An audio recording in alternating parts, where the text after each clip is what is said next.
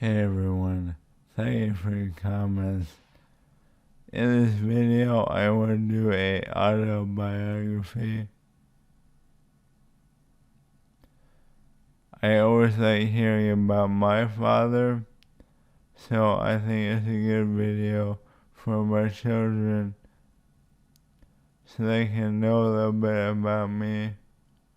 I was born in a small town in Pennsylvania.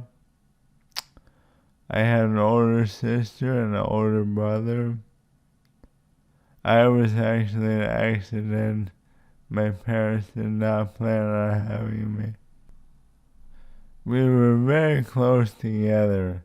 My sister was born in 1984. My brother 1 year later, 1985, and I was born in January of 1987. When I was about 5.5, we moved to a small town in North Carolina. And that's really where we stayed for my entire childhood. Now, when I was young, I was very shy and very sensitive. Like anyone, I wanted to make friends, but I really had no idea how. I was later diagnosed with autism. I had trouble getting my words out, and I was very socially awkward. Now, my brother was not. He was kind of the opposite. And so I did make some friends in my neighborhood through my brother. We would all play together. We played basketball, soccer, baseball, football, rugby, flashlight tag. We rode our bicycles. Sometimes we watched TV or play a computer game or a video game. But most of the time we were outside. I always liked being in the woods. It was a good time to be a child. Now I had problems fitting in. I came from Pennsylvania. I did not fit in with a normal crowd in North Carolina. Things were different down there. The way they spoke was very different. At first, I did not understand them. Also, everyone went to church down there, and eventually my family did not really go to church. So when I was very little, 5, 6, 7, 8, 9 years old, I did not have many friends, but the ones I had were close friends. That's always sort of been the way I am. Around this time, I went to middle school. I started having problems with authority. I would talk back to my teachers. I would get in a lot of trouble at school. I thought some of them were idiots, and I couldn't understand that. Just because they're older, they can tell me what to do. I didn't like it. So I had a problem with that. I started getting in trouble at school.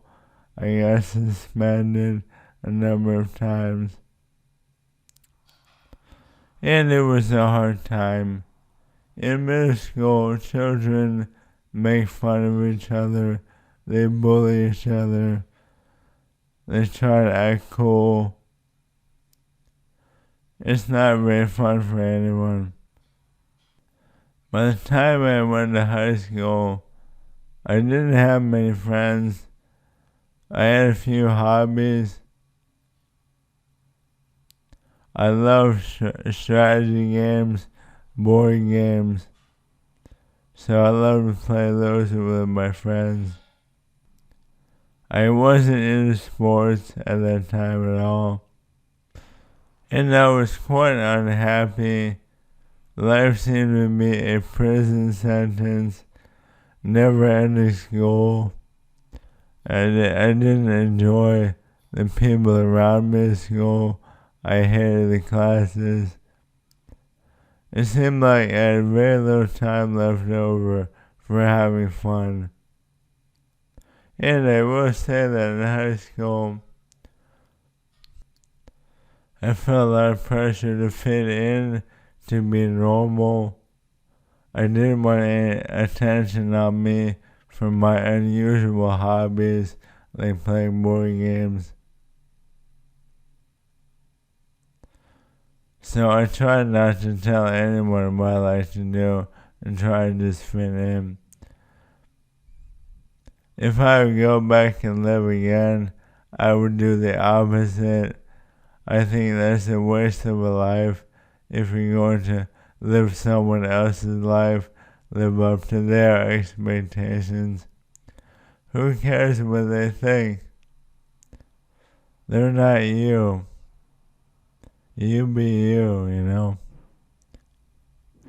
I somewhat learned to do that by the time I was a junior and a senior in high school.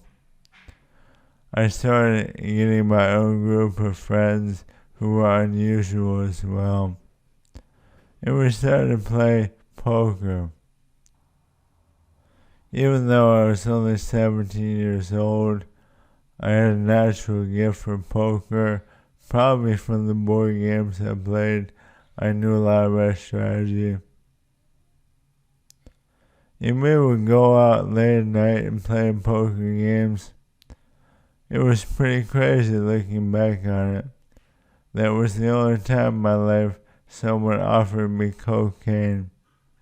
I didn't take it, but that shows you the kind of game we played in. So we would go to school, and then after school we'd play poker, sometimes late into the night, and sometimes we'd wake up too late and we wouldn't be able to go to school the next day. So I missed a lot of school during that time. Other nights, I'd play with my other friends. We'd play video games until late at night. If we got hungry, we'd hop in the car and go and get McDonald's or something. When you're young, you can eat like crap, and there's almost no consequence. Looking back on it, those were probably some of the best days of my life. When I finished high school, I went to college, not really knowing what I wanted to do. Everyone told me I should go to college, so I thought I'd better go. I was not really excited about taking classes though. I had been in school for as long as I could remember, so that wasn't a very exciting idea. I also wasn't prepared for college. When I was very young, like in elementary school, I was very good at math, and I was pretty good at reading as well. I was put in the academically gifted class for math, and quite frankly, I was the smartest one in that class. I was so good at looking at a math equation and knowing the answer without actually doing the work. This ended up hurting me later when I was in 8th grade trying to learn algebra. I had no idea how to do it because when I looked at the equation, I did not find the answer right away, and I had not learned how to go through the steps one by one. As a result, I looked around confused, and I actually failed algebra at that point. I ended up finishing high school in a math class that some sophomores took, so I was quite behind, even though I started out ahead. So anyhow, in college, I had no study skills, and I really didn't do very well. I made C's mostly. And then in my third semester, I failed all my classes. To be fair, I really wasn't very motivated, and I was spending a lot of time playing online poker. I did make some money doing that. In 1 year, I made about $15,000 to $20,000. But that's not a very good deal if you use all your money to pay for tuition, room, and board and food. So starting in my second semester, my sophomore year, I stopped doing poker and I said I'm going to focus on school. And I really tried my hardest I ever tried anything. And I started making all A's. These were also some of the best years of my life. Even when I was failing my classes, or even when I was making all A's, really what mattered was that I had time to hang out with my friends, and we spent a lot of time together. Now, I really never did any drugs. I wasn't really into alcohol either. I really had a good time, just me and myself. I decided to major in business after really failing in engineering, not being very good at economics, and thinking psychology was boring. I decided I'll major in business. Why not? Now, early on, I took my accounting courses. I want to get them out of the way. What I found was that I was pretty good at them, and everyone else seemed to think it was very hard. So I said to myself, well, maybe I'll major in accounting then. In the middle of my third year, I met my wife, although I had no idea she would be my wife at the time. I met her on a bus. We had a bus that would take the students to campus. So this was not a small college. It was a very big one, and the bus would go around to the various apartments around the college. I saw her right away. I sat right next to her, and I came up with some reason to talk to her. At the time I was learning Japanese, I knew she was not Japanese, but I pretended not to know. I started talking to her, and I really enjoyed talking with her. For some reason, I was very comfortable with her. She was beautiful. And eventually she got off the bus. So for the next 2 weeks, I tried to catch her again. I remembered what time we had seen each other on the bus. I thought, well, it's a matter of time until I see her again. But no luck. For some reason, she was never there. Until one day, a few weeks later, I finally found her again. And that's when I asked for her phone number, and we started dating. You know, people these days, young people, they don't really go on dates much anymore. They go out in a group. They don't like to be very clear about whether it's a date or not. I really think they need to grow some balls. You just ask a woman, you be very direct, and you make it very clear. I like you. Let's go on a date. Things are better that way in my view. Now, dating was hard. I had a lot to learn. I think really you ought to date at least a few people before you get married. But for me, it didn't work out that way. I really love my wife, and we got married within 6 months of our dating. So we moved in together, and we started living our life. Now, being married, I really wanted to support my family, so I was determined to get a job. Now, luckily for me, I had almost all A's. I was doing so well in my major in accounting, but we had a major recession around the time I was to graduate, 2009, and almost no one was hiring. I went to so many job fairs, interviews, everything.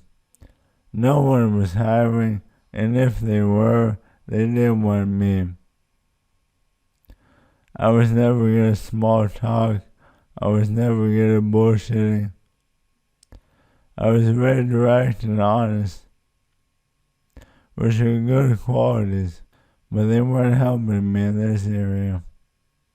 What I noticed is that the people that actually got jobs were very socially skilled and often good looking. This did not encourage me. I decided to apply for a PhD program. I figured, why not? I'm not having a job anyway. I don't want to sit around working at fast food or whatever. Now, I was unusual. I had no master's degree and almost no work experience, unless you count fast food in high school. And I did a little income tax return work for about 4 months. That was it. But one university took a chance on me, and that was Louisiana State University. So I went down there to get my PhD, and my wife came with me.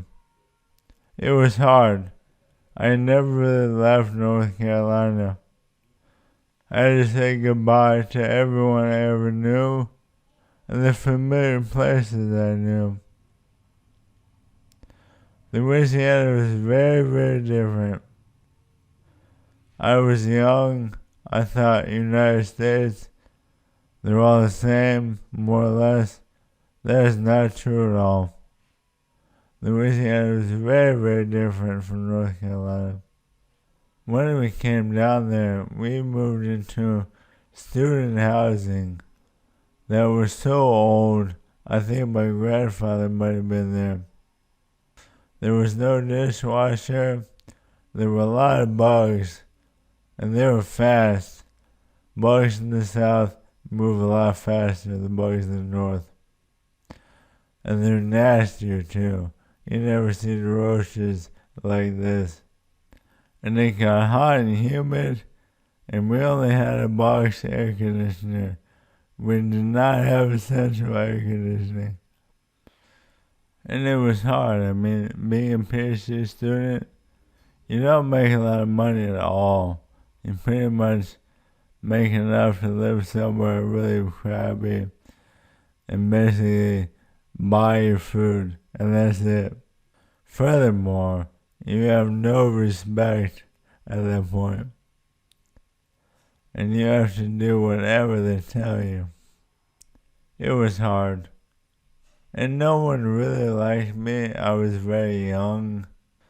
I think I had a lot to prove compared with some of my classmates who had substantial work experience. After my first year, my wife also entered the PhD program, and so we were at the same school. It was hard there. I mean, the professors played politics. They had their favorite students, and we were not the favorites. So we had to work extra hard to prove ourselves. And we did. We had success in our publications. Anyhow, toward the end, we decided to have a baby. Ended up being a boy. He was born in 2014. And really, life was never the same after that. I mean, before you have a baby, I'm not even sure I can remember what you live for. I think more or less you live for yourself. After you have a baby, you live for him or her. I mean, everything I did, I was thinking about my son. Every plan I would make, he would be the center of it.